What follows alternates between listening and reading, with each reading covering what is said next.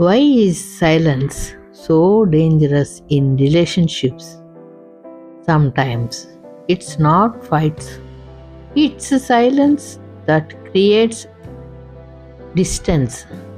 మొదట్లో స్మాల్ ఇష్యూని ఇగ్నోర్ చేస్తాం, ఇది పెద్ద విషయం కాదు అనుకుంటాం. కానీ ధీరేగా నిదానంగా మాటలు తగ్గిపోతాయి, కన్వర్జేషన్స్ షార్ట్ అవుతాయి, ఫీలింగ్స్ షేర్ చేయడం తగ్గిపోతుంది.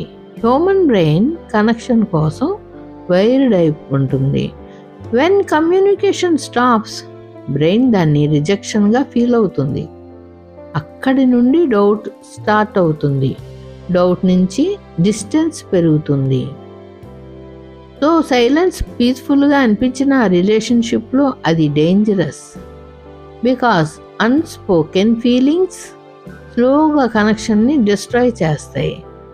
కాబట్టి మనం ఓపెన్గా నిదానంగా అర్థమయ్యేలా మన ఫీలింగ్స్ని ఎక్స్ప్రెస్ చేస్తే అది చాలా దూరం వెళ్లకుండా ఆగుతుంది.